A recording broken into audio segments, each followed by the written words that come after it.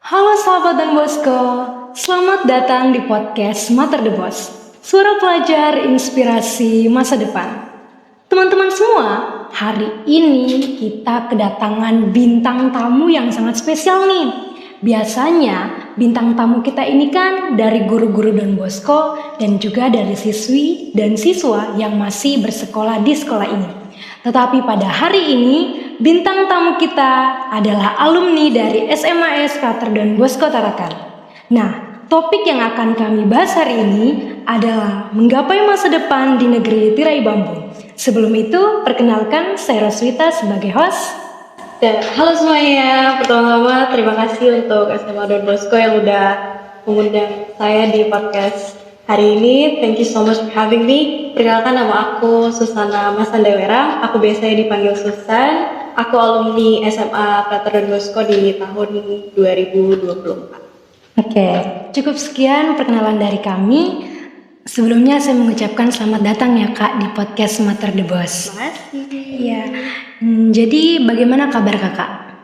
Aku baik, puji Tuhan. Kamu apa kabar? Saya juga baik Kak. Oke, kita masuk di topik kita ya Kak. Jadi pertanyaan pertama nih, bagaimana pengalaman belajar Kakak selama menjadi murid di SMAS Frater Don Bosco? Pengalaman aku sebagai murid di SMA Frater Don Bosco itu adalah salah satu hal yang paling aku syukuri dan salah satu hal yang paling gak akan aku lupain ya, karena aku banyak banget mendapat pengalaman, mendapat pelajaran baik itu di bidang akademik dan juga non akademik. Aku banyak belajar soal pengembangan diri, soal pengembangan karakter, nilai-nilai karakter.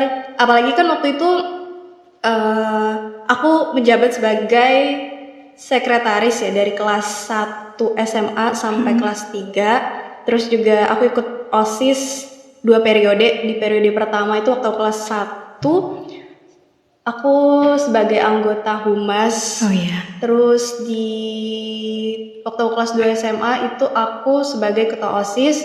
Di situ aku banyak banget belajar gimana caranya kita untuk public speaking, bagaimana caranya untuk manajemen waktu yang kita punya, caranya kita bertanggung jawab, caranya kita problem solving, caranya kita untuk deal sama banyak orang.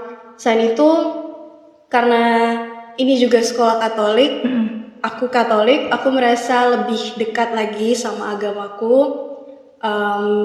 Lewat tiap pagi kita doa di apel pagi, terus doa Angelus jam 12 siang, doa Rosario, terus kita pelayanan di gereja sebagai paduan suara, terus kita pergi untuk mendoakan teman-teman kita yang lagi berduka, kita memberi sumbangan kasih untuk mereka. Selain itu juga guru-guru di sini luar biasa banget, mereka membimbing dan mendampingi aku. Aku juga ketemu sama teman-teman yang luar biasa dari berbagai daerah. Jadi di Don Bosco ini bukan cuma akademik yang aku dapat, tapi yang paling aku syukuri adalah bagaimana Don Bosco bisa bantu aku untuk lebih menggali potensi yang aku punya, menggali kemampuan-kemampuan baru yang pastinya sangat-sangat useful sampai saat ini. Gitu. Jadi di SMA ini Kakak banyak belajar ya? Betul. Oke. Kita lanjut ke pertanyaan kedua ya Kak. Bagaimana pengalaman Kak Susan menempuh pendidikan di negeri tirai bambu? Pengalaman menempuh pendidikan di Cina, ini aku ceritain dari sebelum aku berangkat ke Cina. Iya, Kak. Nah, jadi sebelum berangkat ke Cina itu, aku sebenarnya mau ngambil psikolog. Cuma waktu itu ada sosialisasi datang ke sekolah untuk kasih tahu bahwa ada kesempatan untuk kuliah ke luar negeri, ke Cina. Dan di situ aku juga dengar ada kakak kelas aku namanya Kak Ulin. Beliau ketua OSIS sebelum aku waktu itu. Dan waktu aku SMA itu kan fraternisen ya. Dan fraternisen banyak juga ngasih motivasi ke aku. Beliau bilang bahwa kalau misalnya ada kesempatan yang baik dan kenapa nggak kamu coba ambil. Jadi pada akhirnya aku ambillah kesempatan untuk berangkat kuliah ke Cina. Awalnya tuh aku bukan takut ya, kayak Iya, ada kekhawatiran gitu juga dalam diri aku, apalagi ini ke Cina dan ngambil jurusan kedokteran. Oke lah kalau kedokteran, tapi ini di Cina gitu, dan tantangan terbesar pertama yang aku alami sebelum kuliah itu adalah bahasa. Jadi aku ngambil 5 bulan belajar bahasa di Surabaya waktu itu. Terus aku sempat pusing juga karena sesusah itu memang bahasa Mandarin awal-awal, apalagi sebenarnya aku sempat belajar bahasa Mandarin di SD waktu kelas 4. Tapi setelah itu nggak belajar sama sekali, dan ini harus belajar lagi dan benar-benar mulai dari awal. Nah, puji Tuhannya karena aku ingat lagi bahwa ini adalah kesempatan yang bagus buat aku harus bertanggung jawab dengan pilihan yang aku ambil. Jadinya ya aku coba terus, aku paksa diriku untuk belajar terus setiap hari sampai akhirnya aku lulus HSK 4. Di kampus aku itu syarat untuk masuk dokternya adalah lulus HSK 4. Jadi setelah aku lulus HSK 4, aku masuklah ke jurusanku yaitu kedokteran. Di situ aku dapat, selain untuk belajar kedokteran, pengalaman luar biasanya adalah puji Tuhan aku banyak banget dipercaya untuk ikut kegiatan di sana. Contohnya kalau ada hari-hari besar Cina, perayaan-perayaan Cina, di situ aku dipercaya untuk berpartisipasi, misalnya nyanyi, nari, terus kasih speech dalam bahasa Mandarin. Jadi aku bersyukurnya bahwa aku datang ke Cina bukan cuma untuk dapat ilmu untuk menjadi seorang dokter, tapi aku juga bisa ngelihat culture atau budaya dari negara lain. Gitu. Jadi beasiswa yang kakak dapat ini awalnya tuh dari sekolah ya kak? Iya, dari kampus aku. Kampus aku bantu aku buat apa ya? Kasih kesempatan ke aku. Kayak ini ada beasiswa ditawarkan, tapi syaratnya adalah kamu harus bisa pertahankan nilai, kamu harus dapat nilai yang bagus, juga banyak ikut kegiatan yang dilakukan di sekolah. Jadi beasiswa yang aku dapat ini tuh dari pemerintah provinsi di Cina. Oh ya, jadi kakak dapat itu juga dari kerja keras kakak sendiri ya? Oke, kita lanjut ya kak. Apa perbedaan yang signifikan belajar di sana dengan di negeri kita sendiri selain dari segi bahasanya kak? Ngomong-ngomong soal bahasa, aku cerita sedikit ya.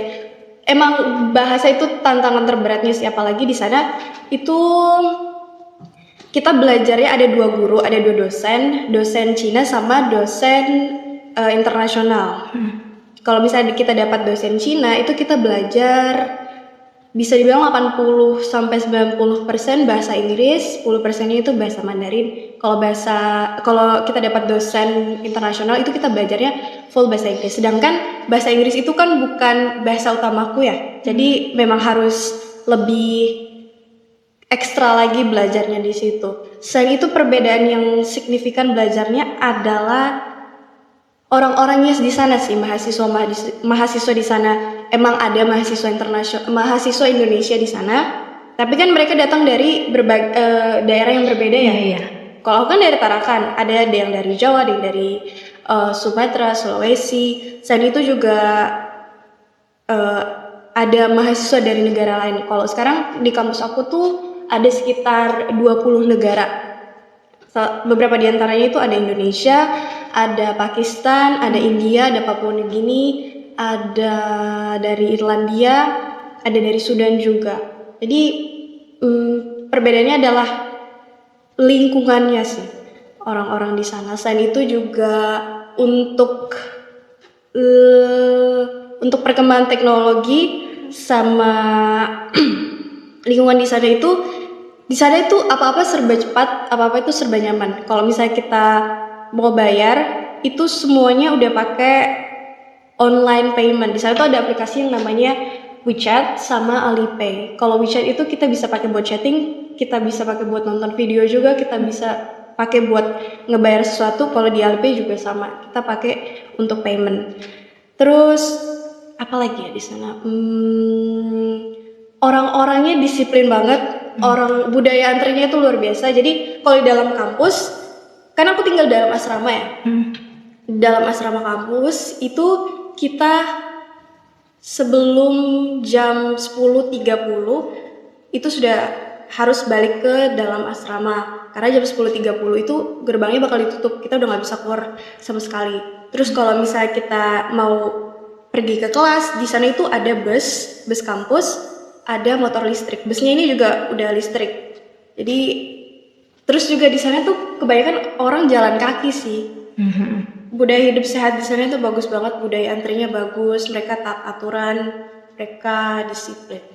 Oh gitu. Jadi perbedaannya itu ya Kak ya. Nih, Nah, apa harapan Kakak untuk sekolah ini bagi lembaga guru dan murid-murid, terutama untuk peningkatan kualitasnya nih Kak? nah kalau harapan aku untuk Don Bosco adalah pertama-tama aku senang banget karena Don Bosco sekarang udah makin maju ya, udah ada perkembangannya. Contohnya dalam podcast ini tuh salah satu hal yang aku senang banget liatnya.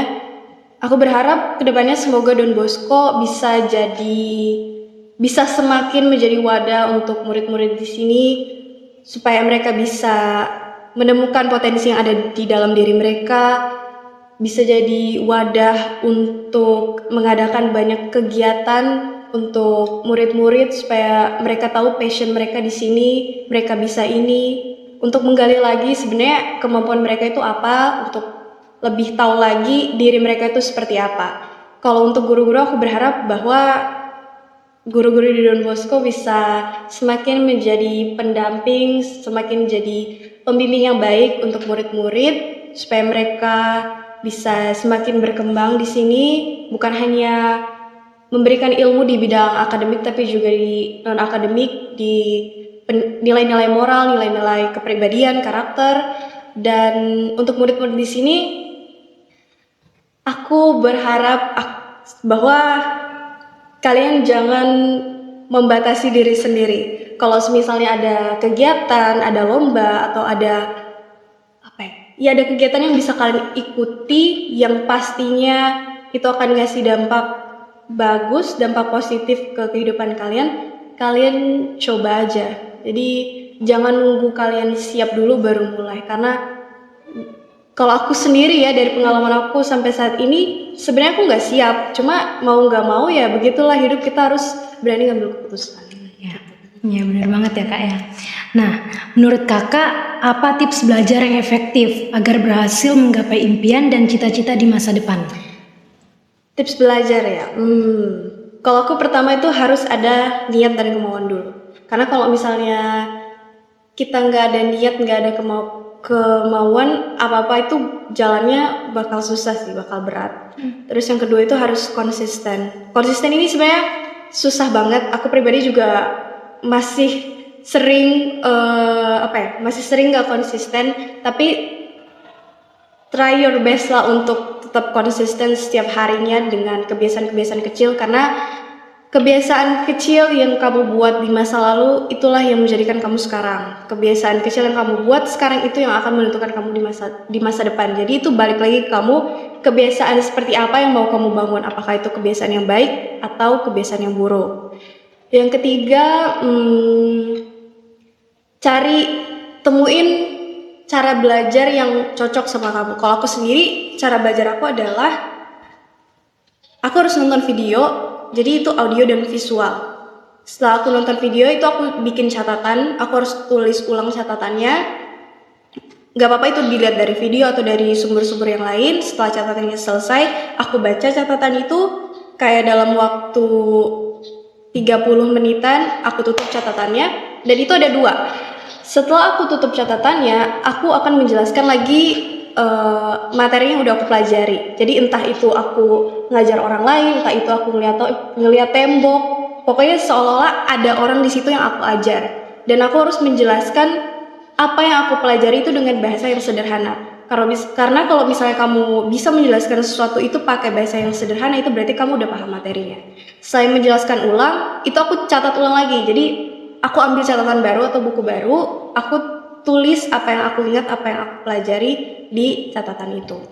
Terus yang terakhir, yang paling penting dan utama adalah berdoa. Karena kita harus selalu bawa Tuhan di kehidupan kita.